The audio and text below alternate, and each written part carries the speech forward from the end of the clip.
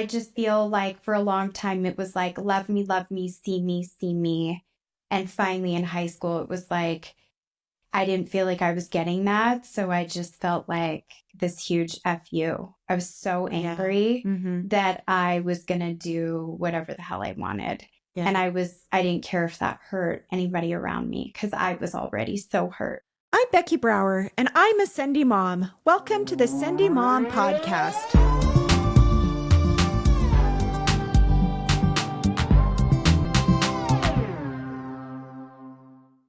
Welcome to the Sendy Mom podcast. I am so excited to be here with my good friend Hazel Mason, and I'm gonna go ahead and read your bio and kind of tell everybody about you because you are kind of my first expert on this podcast, and so no pressure.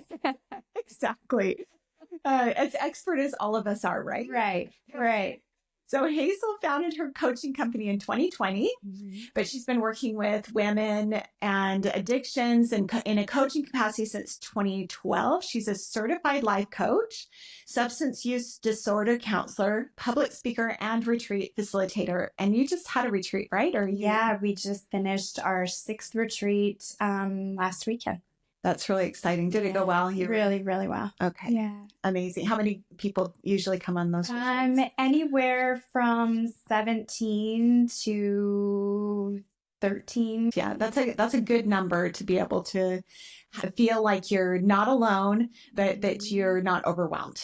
Yeah, and I want the women to feel like I always want to deliver some sort of breakthrough for the women, or at least provide an opportunity for that. And so, too few people is not really the problem. It's too many that can be like overwhelming. Yes. Yeah. Well, that's perfect. Yeah. I'm excited. We'll talk a little bit more about that. So Hazel's worked in addiction and recovery using her own experiences to help others find a life free from addiction. And that's what we're really probably going to go into a lot because that's what makes you kind of Sendy is, getting through these really difficult things that, have gone on in your life and choosing to come out of that. And I think that's super Sendy. That's what makes you Sendy. So let's see. Hazel helps women break free from external validation, which is huge, heal from the negative beliefs that have kept them stuck so they can live a life that feels good instead of one that just looks good. Yeah. And we're all about authenticity here. Right. Right. Hazel's married and mother of 2 teenagers. She was born and raised in Southern California. Her family relocated to Highland, Utah during COVID. And she loves being with her family and hunting for shells on the beach. That's one of my favorite things. Yeah. Oh, so great. Hazel also created the Inner Circle. It's an exclusive online coaching community which builds off of the powerful connections the women at her retreats experience to continue to feel seen, heard, and supported. And that's really what my mission is here, is to help people to feel seen and heard. And which is why I don't generally have experts on my show. I kind of want to just have the women, but I mean, which you are. Right. I'm really not an expert. I just have, like very extreme, I would say, life experience, but we all do, and I'm just fortunate that I get to,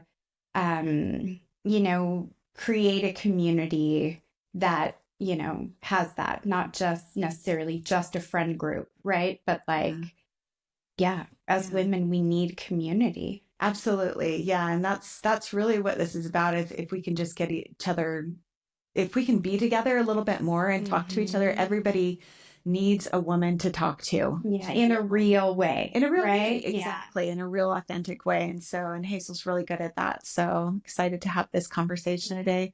So why don't you go ahead and give me a little bit of background and tell me, maybe first of all, what you think a Sendy Mom is.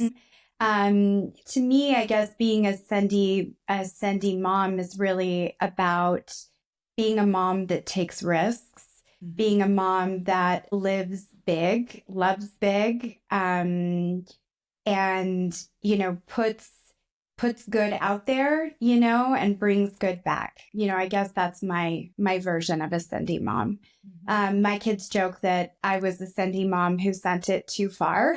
because of my past experience in life. But, it's what allows me to, I think, connect with people on a deeper level. Yeah. And so, I don't do anything small. I do it big. So, I can relate.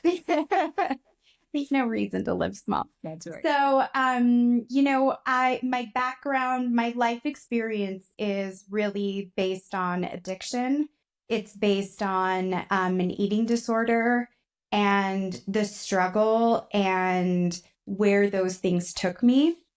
And as well as how I overcame that. Mm-hmm. And I think and turned that from just pain, but into purpose. And, have found my purpose through that, right? I call it transmuting pain. It's more than just experiencing it, but it's being able to use that to become or to use it for something else, for good. So I'm the middle child, and I'm the middle in so many cliche ways. I have an older sister and I have a younger brother. And I've got great parents, lots of love in my home growing up. And my parents were both raised by alcoholics. And so alcoholism and that addiction and that disease, I always feel like was a huge presence in my family growing up. That sounds like it was like my dad's mom died of alcoholism when he was 13. Wow. My mom's dad was an alcoholic. He's from Holland. He was a veteran of World War II. And he, really struggled with that for a really long time. So were your parents, did they have problems? No, my parents didn't. And this is an interesting phenomenon, is that sometimes alcoholism will skip a generation. Okay. Because the children of the alcoholics, right, that was so traumatic and affected them in so many ways that it's very common either that they will go drink, right, because they don't know how to undo that cycle, or my parents both were like, stayed completely away. And I think in fear, understandably, we're like, to my siblings and I, like, stay away. Don't ever have one drink because this could be you. Yeah. And, and my mom was raised really LDS, but was inactive, I would say probably like high school on.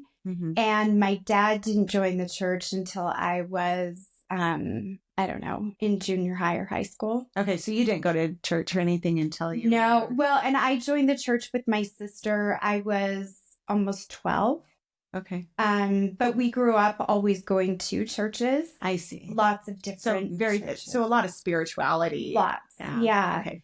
And so, high school kind of happened for me, and I have this older sister who's just 2 years older. And so I was always like in her shadow. Okay, yeah. And I always felt like I couldn't live up to that, and I didn't want to. Everybody wants to be seen as their own person. Absolutely. Yeah. And I am very like rebellious. And so, people would be like, "Oh, you're Hannah's sister." And I would hear that so much. And, our sister relationship wasn't BFFs. It was a little competitive. Yeah. And so I hated to hear that. Mm-hmm. And I remember I would think to myself, like, I'm going to be so different than her that you won't even believe that we're siblings or related. Do you know what I mean? And no, I can totally relate with that. I have an older sister that is that I always picked everything opposite from her because I didn't want to compete with her. You want to be seen as your own. As yourself. And that's probably really more of what it was. I always felt like I just don't want to compete. I'm going to do something else. But I think that's exactly what it was. I just wanted to be my own unique self. So, We're looking for that. And I think, I was joking with my sister the other day, and if she's here and instead of me being like, oh, this is who I truly am, I went way over here, right? To the extreme. Yeah. And so I started drinking when I was in high school and partying. And And I remember that first drink thinking, everything that I was told about it was it's horrible. Don't ever do it. It destroys everything. And that first drink, I remember being like, this is amazing. Huh. Right? They all lied to me. They all lied to me. I thought it would be like drinking poison, Yeah. and it was the opposite of that. And I tell people, even my kids all the time, like addiction doesn't start off destructive, taking everything from you. Right. It starts off fun, yeah. Being high and buzzed and all of that feels good. And so you do that until it sometimes just, becomes the controller. Mm-hmm. So I started drinking alcoholically from a very young age in high school. Mm-hmm. And prior to that, I had developed an eating disorder when I was 9 years old. 9 years old? Yeah, it's so young. So young. Is that atypical then? I would say that early of an age is very atypical. And for me, it started off as a way to control some pain in my life. And it just started off as a control. Some way that you're able to control your life. Right. Because you were feeling maybe that you didn't have control of your life. You didn't feel free. I felt in my life like I was invisible a lot growing up. And, my parents always, listen to podcasts. So I try to be like, very respectful. Yeah. I was loved.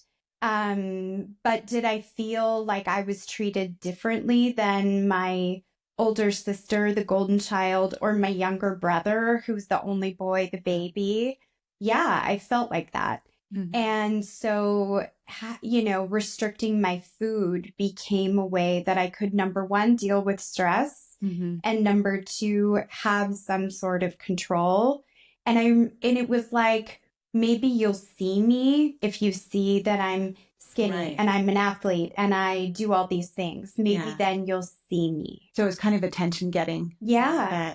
Yeah, I think so. And like, maybe you'll see me wasting away and you'll be like, oh my gosh, are you okay? Whole, thing of like, you get in trouble when you're younger and you're like, just wait, I'm going to go blind and then you'll feel sorry for me.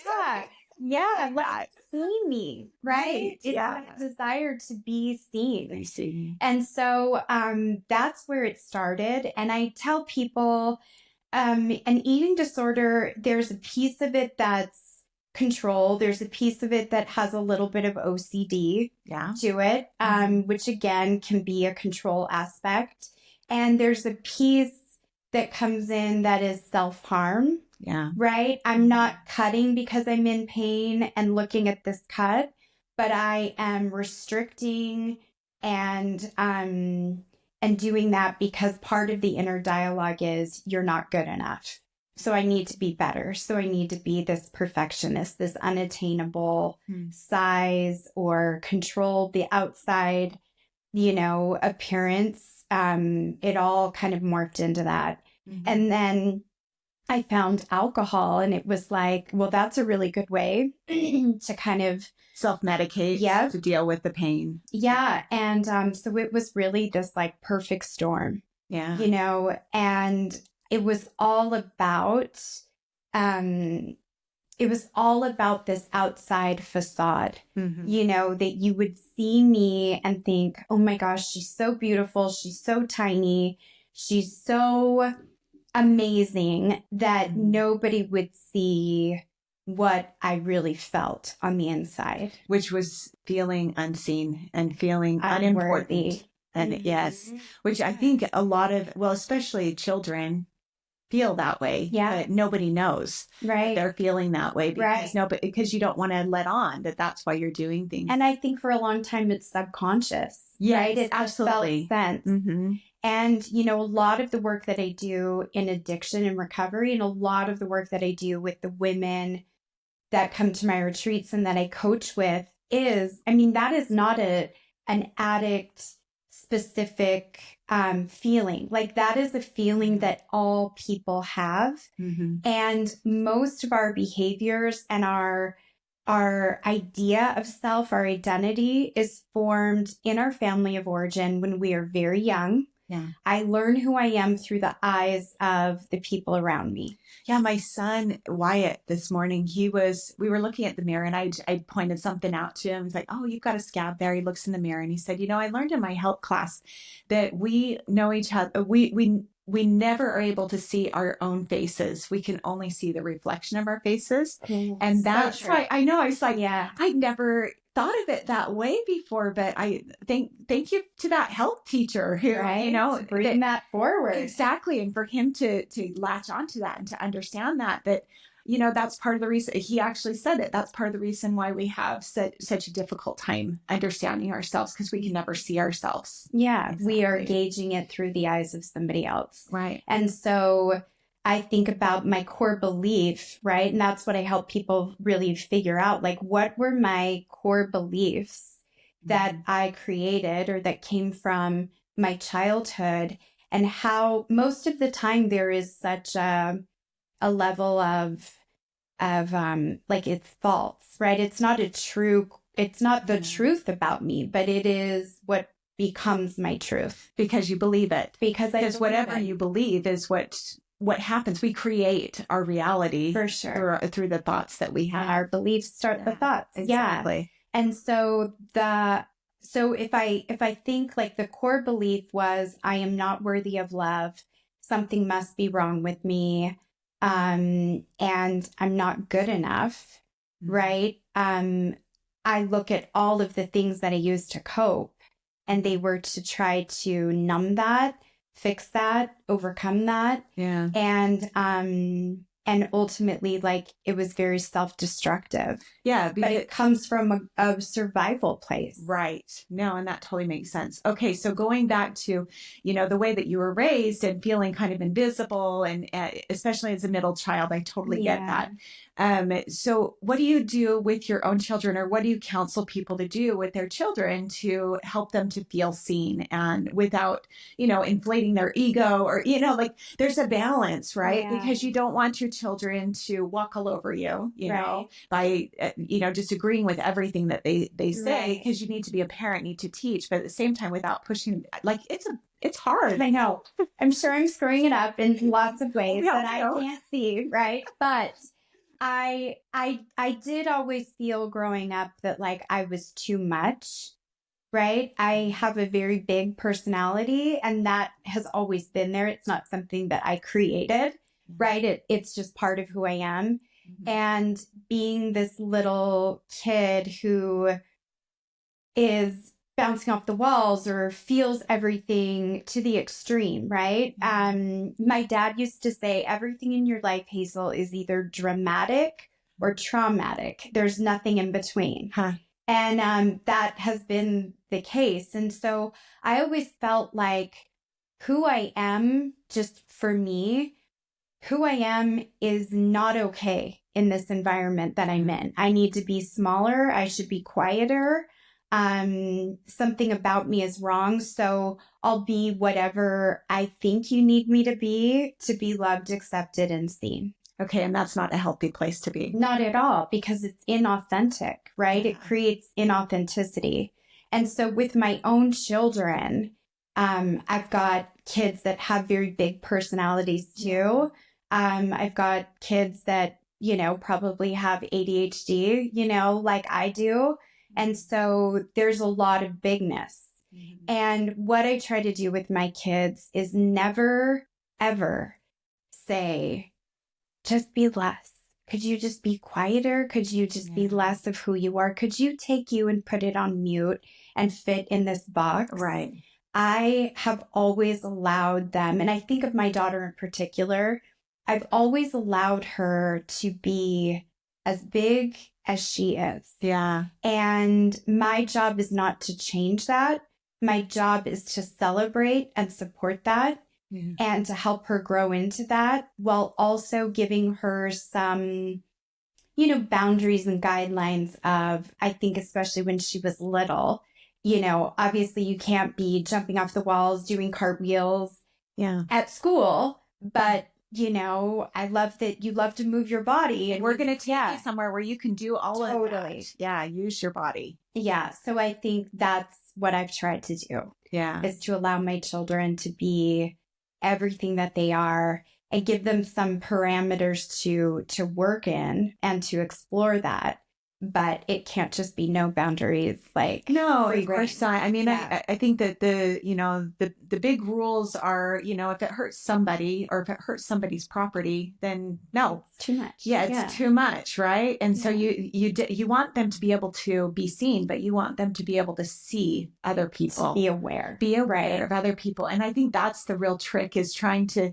Did you see that, when you did this made me feel this way? Or did you see how it other people? It could have affected, or, this person could have, but at the same time, you don't want them to feel like they're always trying to read everybody's mind. Right. Or that they're responsible for other people's feelings. But we do need to be aware of our actions and how our actions can affect other people. Right. Right. I think we need to raise kids, and we ourselves need to be considerate. Yes. And compassionate, and it's having that like emotional IQ. Yeah. Not just, Well, and empathy too is really interesting, because I used to think that empathy meant that you felt exactly the way that somebody felt. And it was horrible, because then I was just like constantly, because I felt that way. I felt like so sad when somebody was sad, and I felt so angry and whatever. And I couldn't really separate myself from those feelings.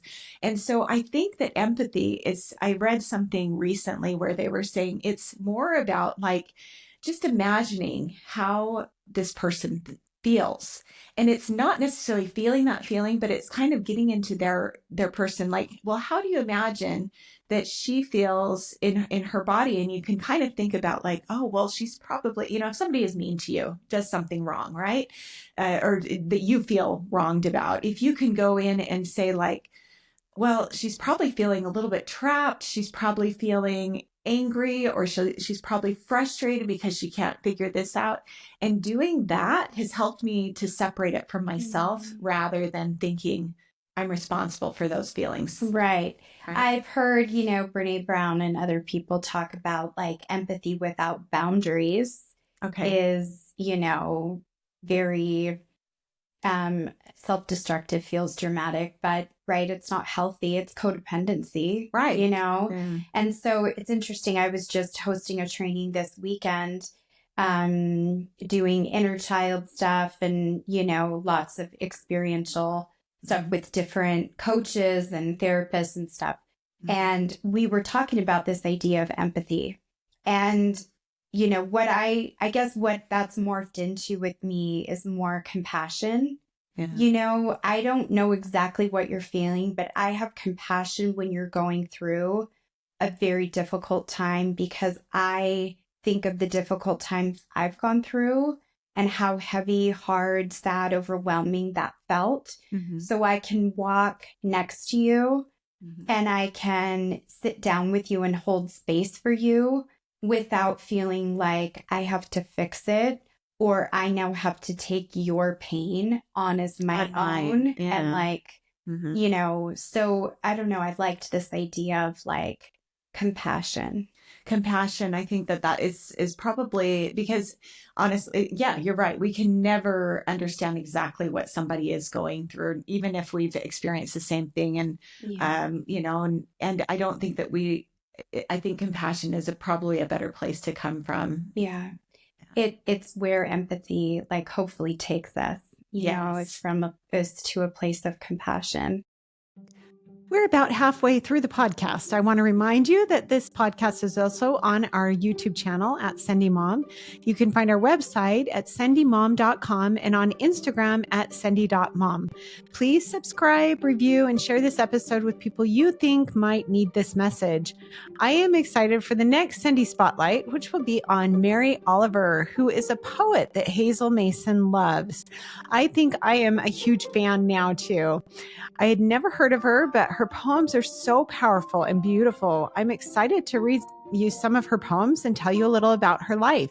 She won the Pulitzer Prize for Poetry in 1984 with her poem, American Primitive. She passed away in 2019. You will love my next guest, Heidi Ashbacher. She and I got to know each other when we moved to Switzerland in 2002. She is a beautiful woman, inside and out. Her most recent success has been with Frauen am Brunnen, or the Women at the Well, held every year near Zurich, Switzerland. She wanted to strengthen the strong by giving women an opportunity to get together and be nourished by amazing speakers and associations. Her event is sold out every year. She has such wisdom and depth. You will really enjoy our conversation. That episode will come out on April 14th. If you're interested in coming to our first Sendy Mom meetup, we will be having a Sendy Mom tea party at my home in Highland, Utah on April 12th from 9 o'clock to 10:30 a.m. If you need my address, please DM me, or you can email me at sendymom.com@gmail.com. You can find information about all of our events at sendymom.com. Don't you love the conversation I'm having with Hazel? She is incredible. I love her and her willingness to share her story and the things that are important to her. Enjoy the rest of our interview. Just going back to my story, I was drinking alcoholically from the beginning, right? At 15, 16 years old. From the first drink. From the beginning, I remember consciously thinking, and I'm old enough that back then the drinks were wine coolers. So it was it tasted like juice, Okay. And I remember thinking so clearly, why would I ever drink juice again when I could drink this? It's juice, but I feel amazing. Yeah. Why would I ever drink water? Do you know what I mean? I just remember feeling like this is the greatest thing. And, obviously as a teenager, I don't have tons of access to alcohol, but I could get my hands on alcohol pretty regularly. And I was drinking on the weekends. I was ditching school. I was drinking way more than my parents knew, for sure. And, I guess in the middle of all of this, I had a lot of really unhealthy relationships with guys. When your core belief is I'm not worthy and I'm not good enough, you live your life in a way of, so I'll be whatever I think you need me to be. Yeah. And that caused me to, find people that were not healthy, or find people that really only valued the outside and this facade. And that really kind of became part of my destructive behavior, Yeah.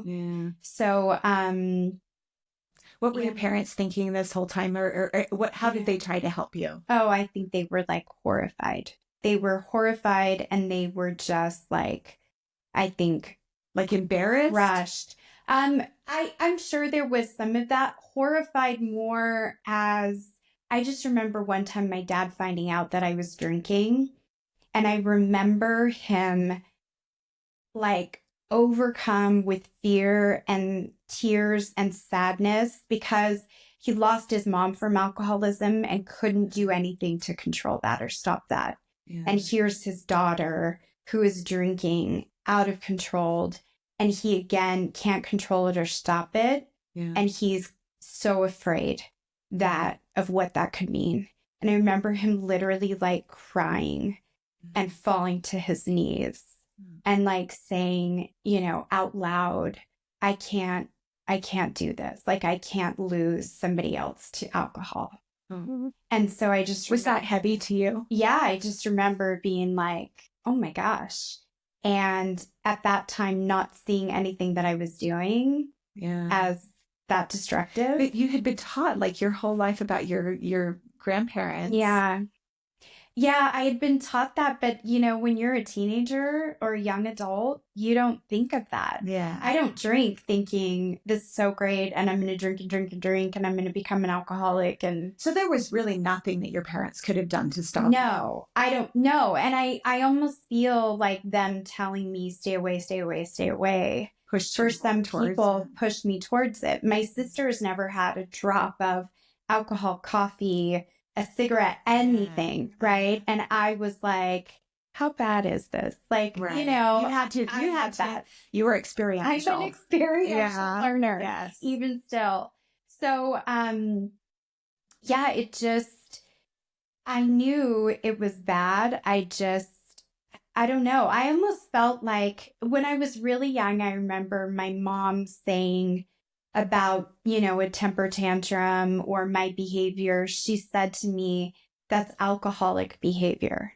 Mm. And I was so little. Like, I don't even know if I was 10 years old. So she was operating out of fear, a lot of fear, her and whole pain. parenting. Mm-hmm. Yeah. And I don't know what to do with that type of information when I'm that little, except to be like, I'm terrible. Yeah. And I'm causing my mom pain like her mother or her father caused her. And I have no idea what I'm doing. I'm just being myself. You know what I mean? Yeah, I see that. And so it was really hard. I just feel like for a long time, it was like, love me, see me, see me. And finally in high school, it was like, I didn't feel like I was getting that. So I just felt like this huge F you. I was so angry that I was going to do whatever the hell I wanted. Yeah. And I didn't care if that hurt anybody around me because I was already so hurt. Yeah, exactly. Yeah.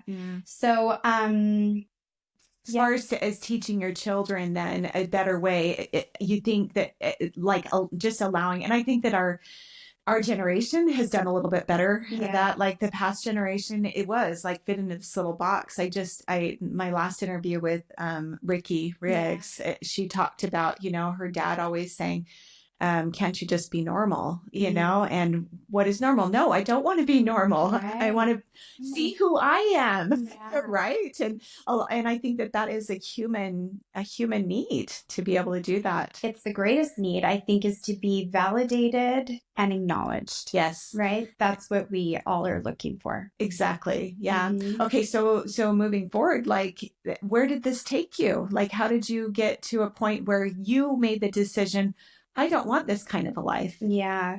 I mean, unfortunately, it didn't happen for a really long time. I had an engagement that was like miraculous to a guy that I had known, and he had been on a mission. And for the 2 years he was on his mission, I was in a physically and emotionally very abusive relationship, and I started using heavier drugs. And I put all that away when he came home and thought he's going to change my life and he's going to save me from myself. Yeah. And that's all I need. And fortunately, he called that wedding off 3 weeks before. And fortunately, because obviously, like, it was the right thing, but it was one of the most devastating things I've ever been through. Because here I changed my life and I'm like, it's a miracle. Yeah. And then he called that off. And it was also like, look, I did it. I did something right. Like, I'm going to go get married in the temple, and all of that pain will have been for, and I've given up this whole addiction. Yeah. And I'm done with it. Right. And all I did was put it away. So okay, that makes sense. But also the eating disorder. No, the eating disorder was always there, and it would just kind of do this, like sometimes it was really out of control. Other times, like, I could control it and it was manageable. But it was always there. It's like my go-to coping skill for stress and overwhelm in my life. Really? Yeah. Still. It is still. I will have this very conscious thought when things feel out of control. I will say to myself, oh, I just won't eat. I just won't eat. And there's something about that, I just won't eat, that calms me. And it's that ability that I have, to, I think, in a sick way, people with an eating disorder have an amazing amount of self-discipline. Yeah. Amazing. So when I get hungry, I go for chocolate. Yeah, right. And my cue is, oh, I know I'm hungry. But if I just wait and if I just keep doing all the stuff I'm doing, I won't be hungry in a little bit. I'll be fine. And you'll just always have that with you. Yeah, it's something I have to really work on. So what do you do when you feel stressed? Like, what are some of the, we'll go back to your story too, but I think this is important to talk about. Like, what are some of your coping strategies now? Yeah. I think, I think my ability to self-regulate right? I don't need a behavior like that or a substance to regulate or even somebody else. Okay. You know, I can self-regulate. And in the world that I live in, you'll see a lot of nervous system regulation. You'll see a lot of somatic healing. And that's really about like, we get into fight or flight. We get into freeze and fawn all the time, every day, several times during the day. Yeah. On some level, right? Something's happening and I'm stressed out. So I'm going to reach for chocolate or I'm going to, you know, scroll on my phone or play whatever. We do those things to regulate strong emotion. Okay. And so how I've been able to really work on that is what are ways that I can self-soothe in a healthy way. Okay. And so it might be getting into cold water, right? Putting myself into fight or flight mode on purpose and learning how to control my breath, control my emotion and that survival instinct. I see. And settle into that, you know? So that's part of how you've learned to calm yourself. And so so that you can practice calming yourself. And then I have the ability now. I know I can calm myself through really extreme circumstances by breathing, by reminding myself, like, I can do this. I can get through this. Yeah. I'm going to be okay. This doesn't have to be this thing that takes control, right? I can control it. Well, and part of it, I guess, is recognizing when you are under stress. Yeah. Right? Yeah. It takes, I would say for sure. When we can start to look at our behavior and look at the things we do with like at the eye of the observer rather than just the reactor. Yeah. No, it sounds like meditation is probably a really good place. Meditation has been a part of it. Music that I listen to. I listen to a lot of, it's not, I listen to Caleb, but I listen to a lot of like mainstream Christian music. Okay. I started that when I first got sober and surrounding myself with, uplifting music, uplifting messages. Helps me recognize God in my life.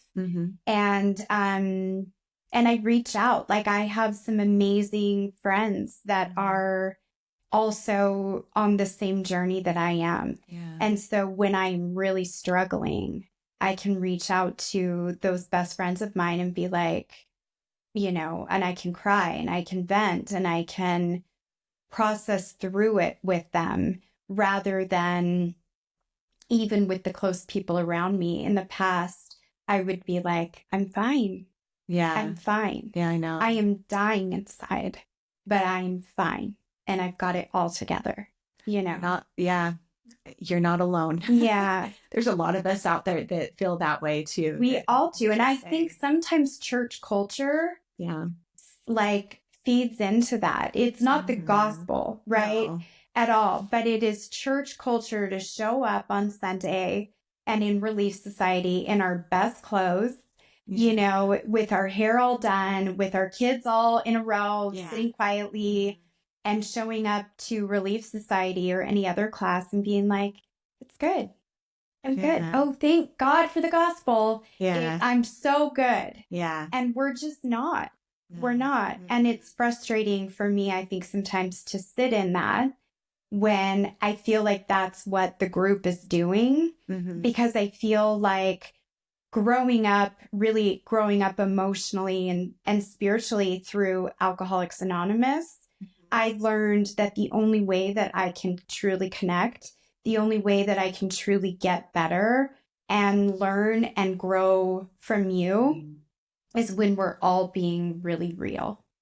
Yeah. Okay. So what would you like to see different? Like, how would you like it to be different with this group of women, you know? And because I generally think that most people are being, you know, and our discussions are pretty real, but you're seeing something different. Like, how would you like it to be different? I guess it's, you know, and it's not to say that it's not happening, right? But could we all do a better job of speaking of the struggle? right? When my husband had these 2 massive heart attacks and he almost died and he didn't have a job and we hadn't had a job for a year. Oh, I didn't even realize. Yeah. He still doesn't have a job.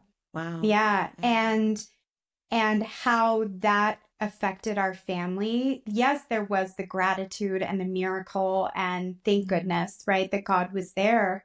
But how we process through that and the trauma that created in our lives emotionally, for all of us to be dealing with that in a different way.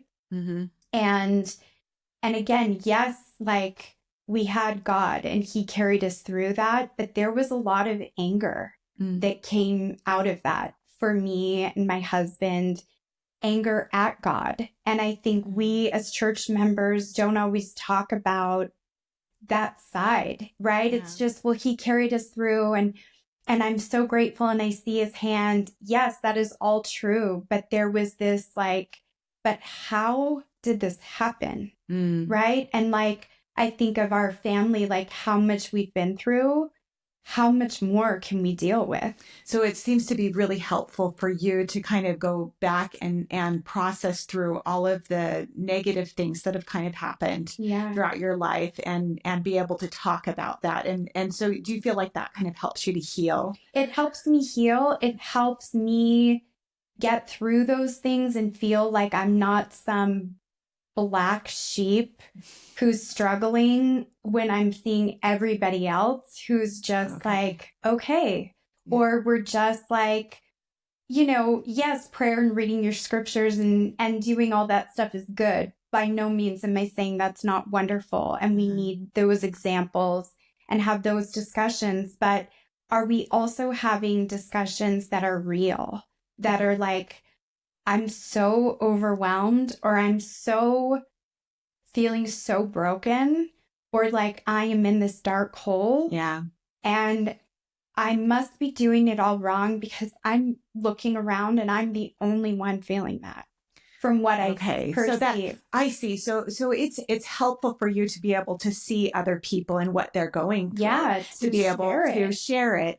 And I guess for me, I kind of feel like it's a good place to heal going forward. So I look a little bit more on the hope, and maybe that's why I kind of prefer the lessons that are a little bit more hopeful and talk a little bit more about like, we're going forward with, our lives. We've had, and we don't want to ever ignore the past trauma and things like that, but where do we go from now? And that's what I'm more interested in. And I think that's super good. But even with my clients that I work with, in order for us to go forward, we have to first be honest with where we're at now. Yes. And I have to be able to look back. I'm super passionate about inner child work because in order for me to move forward and be all that I really am, like my purpose here on earth, I have to go back and heal those wounds that happened, so that I can be free of those. Yeah. And then I can really be who I am. No, and that's actually really beautiful. And I've done a little bit of energy work before. I've done a few of those things, and it is so good to be able to go back to that child and see that person and who she really was, and to forgive her and or not even comfort her, exactly. Comfort her, meet her need. I always say, like, I get the opportunity to go back and be the adult that little girl needed. Yes. Specifically. I love that. That's a beautiful way to look at it. So with church, and growing up in AA, right? I didn't get sober till I was 34. And I was in this group. I only went to women's meetings, and they always suggest you find a home group, a group that you really are very active and involved in and go to regularly. So I went to tons of meetings a week, but my home group was a very small meeting of women that met, late at night. And it was an hour and a half that was different from an hour meeting. So I feel like it helped us go deeper. Yeah. And here I was trying to get 30 days sober. And I was in this group with women who had 30 years.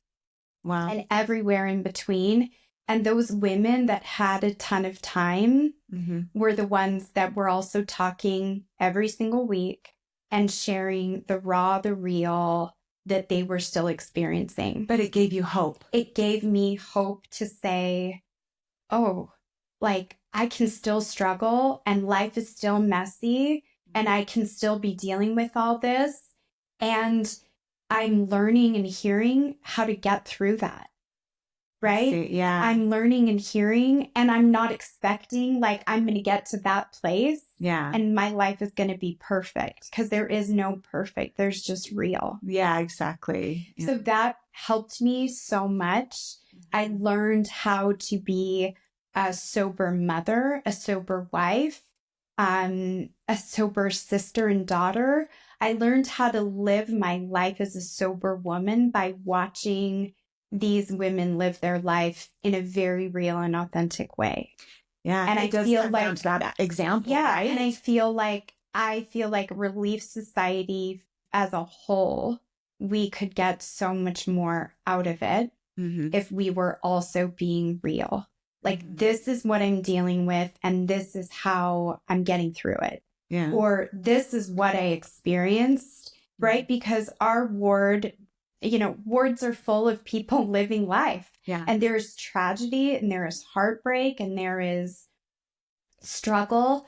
And to hear how somebody else got through that helps me be like, okay, well, mine's not the same, but they got through this horrible thing, and this is what they did. These are the tools that I can develop too. I can try it too. Well, and that's really what this podcast is about. So beautiful. Because I felt like I gave a talk yesterday, just kind of explaining about Sendy Mom, where I came from. And it really came about a year ago when I was standing on the top of a snowy hill, about ready to go down on my skis. And I'd done it before, and I was scared. And that made me really mad. Yeah. I was like, not me. I've always been able to do this before. And so it was really frustrating to me. And I thought, there's got to be other women that have had to go through hard things in their lives that have figured out how to get past that fear.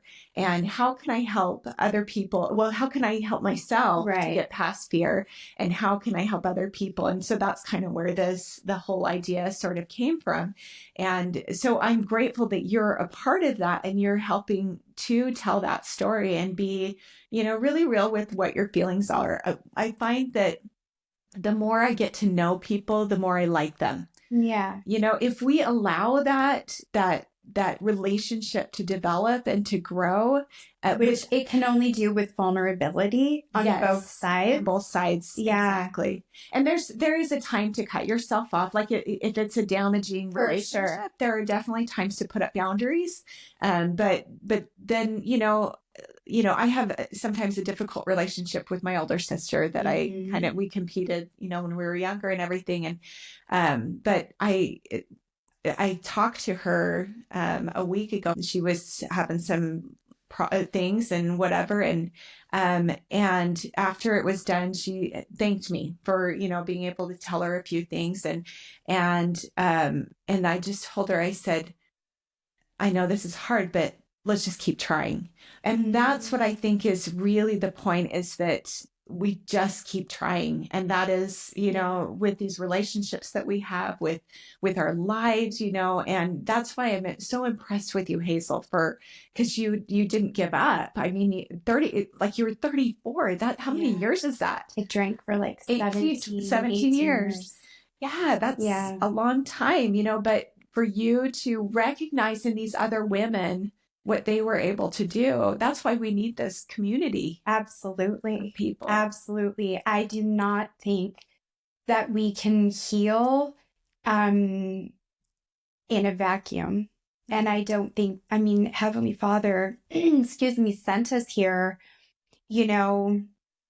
to families, right? And part of sending us here to families is not just our family of origin, but it's the community of people around us. Yes. We are made to be connected, right? We are made to mourn with those that mourn, comfort those that stand in need of comfort, sit with those, that are in pain, and walk together as we grow and move through those things. Yeah. To me, that is what the gospel's all about. And that is what life is supposed to be about. Absolutely. Otherwise, the whole world is utterly wasted. Right. Absolutely. Right? And we're all faking it. Yes. Right. And I faked it for so long in my life that I literally have an aversion to that. Right. Yeah. And I always say I'm really bad at small talk. Yeah, because I care more about like, how are you really doing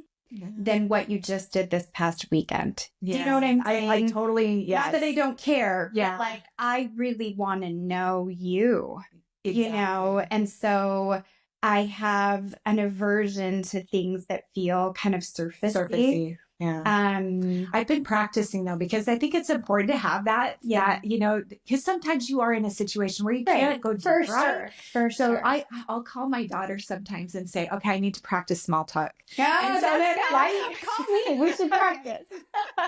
And I'll try to just talk about surfacey things, because I think there is a value in that too. We get in deeper. Exactly. For sure. You got to start somewhere. Absolutely. But I would say all of my close relationships are deeper. And so, if I'm meeting somebody and we're developing a friendship and it's like, that's where we're going to stay. Yeah. It's not that I don't want to be your friend or I'm not, but right. Like I always see we have these circles of friendships. Yes. And those groups get smaller and smaller, the closer in, because we have a deeper level of vulnerability. Absolutely. So, and it's hard to know who, especially when you move into a new place. Like, you just moved here how many years ago? 20, into this ward. Yeah.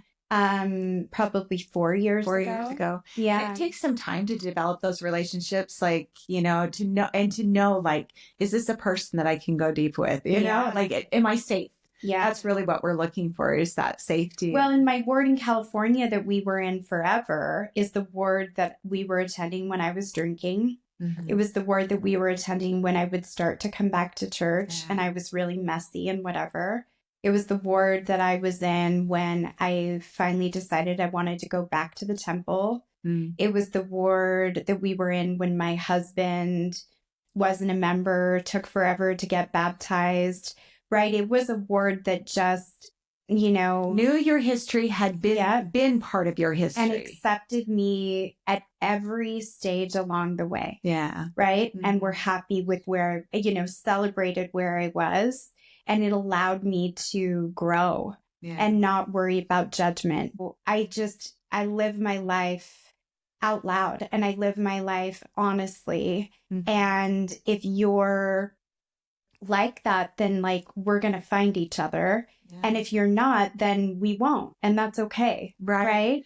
Yeah. So you've come to terms with the fact that not everybody's going to have to like you. Yeah. To be okay. Right. And I've had to go through that same journey myself. It's always a painful journey. Yes, it's horrible because I just want everybody to like me, And so, and you put so much attention on that one person that's going to be critical of you. Yeah. And it's not fair. To you or to anybody else that you can bless their lives for, because you're an incredibly spiritual person. You're an incredibly authentic person. And you care so deeply about other people and knowing who they are. And that's really what I would rather celebrate. Like, can't we just look at everybody's good quality, the good things? Like I would much rather look at the stuff that I'm doing well and everybody else is doing well than picking apart all the negative things. Yeah, because what we're doing then is we're picking apart their pain.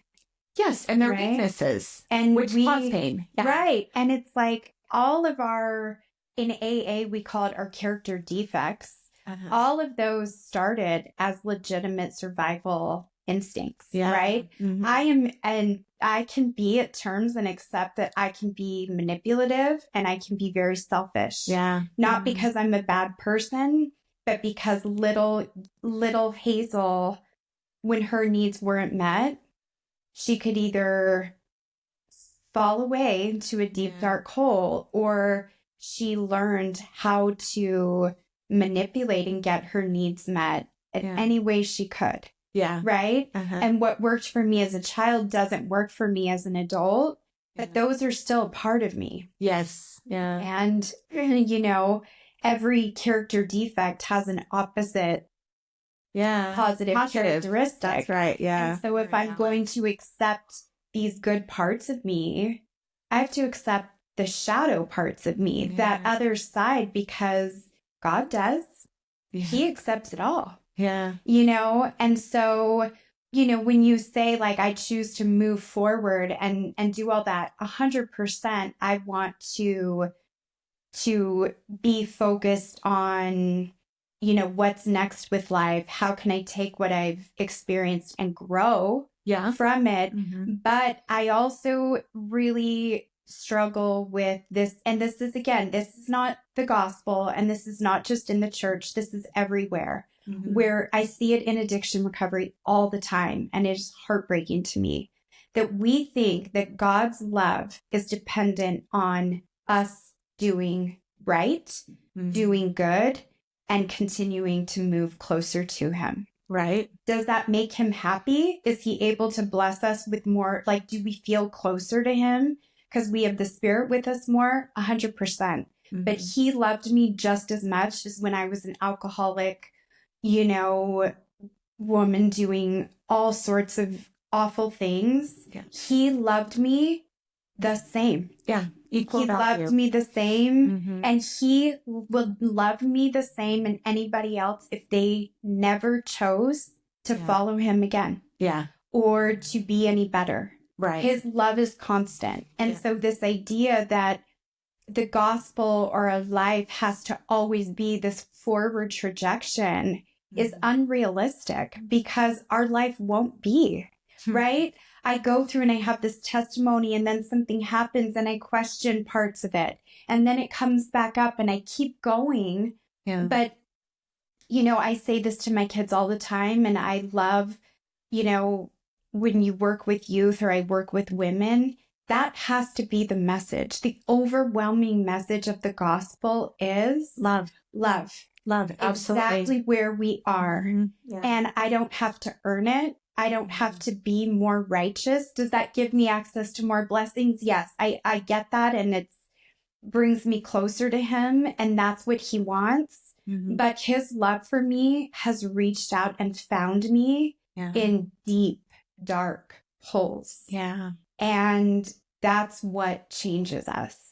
Right. Oh my goodness, that's so beautiful. Yeah. The story of your life, the lessons that you've gained from these experiences, as well as the tools that you've come out with and been able to share with others, is a beautiful tribute to who you are. And I see you. Well, thank you. I appreciate that. From one Sendy Mom to another. Right. I love that. I love that. Well, I have a few little rapid fire questions that I always like to do to just kind of get to know you a little bit better. So, what has brought you joy in the last 24 hours? Joy in the last 24 hours. It was going and shopping with my son to get all the things necessary for the residential treatment we're opening. And I love picking decor and all this stuff out with him. So you're having like an actual location. Yes. So we have a location that is brick and mortar for outpatient. Okay. Which is day treatment and night treatment, but they live on their own, or they live in our sober living, but they work. We're opening a residential, which is really the first step of treatment. And they will live in our live in our facility for 30 to 60 days, not leaving, just therapy, wow. Is this mostly, is this for any type of addiction? Anything. Yeah. Okay. Or mental health. We get people that don't have addiction, substance, but they struggle with their mental health, which is under all addiction. Yeah, of course. Right. So yeah. How many therapists do you have? Well, we will have 16 beds, and this will just be for men. 16 beds. We have, 4 or 5 therapists and other support staff. That's really exciting. It's super exciting, but I love to I want it to feel like a home. Yeah. I want it to feel like a loving, cozy, nice home, because the people that will come into residential, some are coming straight from the street, some are coming straight from prison, and some are coming, you know, just from like their rock bottom. Yeah. And so to be in a place that feels safe and nice and loving and, you know, and I know we already have that with the programming and how we work, but the setting that house up into a home. It's huge. Really important. The environment that you surround yourself, it becomes part of who you are and you're part of the healing. So I think that's great. Really good. All right. What was the last TV show or documentary that you watched that you liked? Oh my gosh. So talk about like small talk. Like these are all my small talk questions. So we just watched the Ruby Franke documentary on Hulu about, you know, how, are you familiar with who she is? Oh gosh. I'm not even. Your viewers will be. She's a local woman. Okay. From here in Utah. She had like a vlog. Yes. And then they got arrested for child abuse. Yes. Yeah. Okay. I do know. So, I love documentaries because I love hearing people's lives and like what they've been through and why did you end up where you're at. Yeah. And so true crime is like, I do love stuff like that. And then I also, you know, balance it off with like, Love is Blind, and Ruby will dive into stuff like that. So I love it. Okay, great. What's a charity or nonprofit that you support other than religion? Yeah, I would say the recovery community. My friend has a nonprofit called the Awareness Project. Okay. He was on the streets for 10 years all over, you know, California and Utah. And we do a lot of homeless outreach throughout the year up in Salt Lake at some of the camps that are, you know, homeless camps. That's really cool. Yeah. What kinds of things do you do for them? We do a lot of like passing out of resources. So we'll gather tents and blankets and food and hygiene kits and Narcan, you know, which is what you would use if somebody's overdosing. And we hand things out. They do haircuts. Wow. And it's just talking with people and letting them be seen. Wow. We look at homeless people and we can all be scared or judge or, I mean, that's human nature. Oh, yeah. And I've been bringing my kids to different things like that since they were really little. And you know, how that's changed them and the perspective that gives them. My parents did that for us when we were really little. Yeah. So it's like a really big value. That's amazing. Okay. I'm going to have to look that up because I think that would be a great. Yeah. Keep you posted. We do it once a quarter and it's really great. Yeah. I'd love to be a part of that. Thank you. Okay. What was the last really good book that you read? I read a book recently called The Measure, and it was really interesting about, everybody in the world that once they turn 22, they get a wooden box with a string inside. And the string correlates to how long your life is. And so some people open their boxes. Some people choose not to open the box. And some people are shocked to find their string very short and others very long. And, you know, kind of how the world responds to that. But I loved it because our life is not measured by the time. Our life is measured by what we do, right? And I would think and hope that I wouldn't look, you know, because I don't want to know the limit. But yeah, that was a good one. That might get tempting though at some point. Oh, I know. Yeah, for sure. That's really fascinating. I'm going to have to look that up too. Okay. What about a favorite vacation spot? We went to Florida a year and a half ago, and I really loved it. We stayed at this place called Marco Island. I've been to, you know, Hawaii. I've been to Mexico. I've been to Europe. But Florida felt like we were in Mexico, but it was safer. And, you know, but anywhere with like a beach and shells and sand and a pool is my happy place. Going to find those shells. Yeah, yes, I know. That's the San Diego girl. Awesome. Name one thing that you try to do every day. I have this little practice that I do in the shower that I try to do every day. to get me connected to God and to get me connected to love. So love is the highest vibrational emotion that we can feel, right? They can measure the different energy vibration, and it is the very highest. And so my practice is I need it for my work. I need it as a mother. I need to be in that place. So my practice is I will lift my hands up in the air and look up and say, I'm connected to God's love. And then I will put my hands on my chest and I will say, I am love. And then I put my hands around me and I say, I am loved. And then I'll put my hands out and say, I receive love. And sometimes it's, I give love. And I do that like 3 times. Wow. I'm connected to God's love. I am love. I am loved. And I receive love. And I do that in the shower. It's just my morning practice. And I know it kind of raises my vibration and it helps me stay in alignment with God and with love. Centered. Yeah. That's one thing I've been working on lately is trying to have Christ be more central in my life. And everything that I'm reading about it, studying about it, talks about love. Yeah. And just feeling that love from God and also being able to give that love. Yeah. So I love what you're saying. If I can receive it and I can like integrate that, then it comes out from me. Yeah. Right? Love that. Yeah, that's beautiful. So, all right. What do you think I should try next? What should you try next? Oh, what you should try next is you should come to our retreat and do some deeper work. Yeah, it's really outside of the box, but it is, I mean, the healing that these women have at these retreats by going back and doing inner child stuff or looking at the parts of your life that you're stuck. This last retreat, we talked a lot about what are the parts of me that are invisible, that I keep invisible, that I hide, or that I was told needed to be invisible. Yeah. And so I think... See, that's really scary. It is. I don't know. That's so really interesting to know. It's super Sendy. It's really interesting because women in the church, I find... we get in that mindset of, I just want to move forward.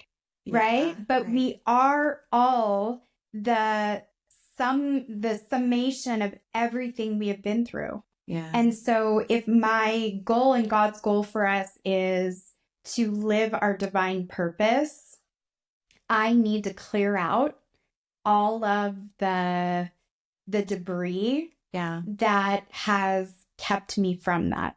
Yeah. And so you're obviously doing beautiful, amazing things.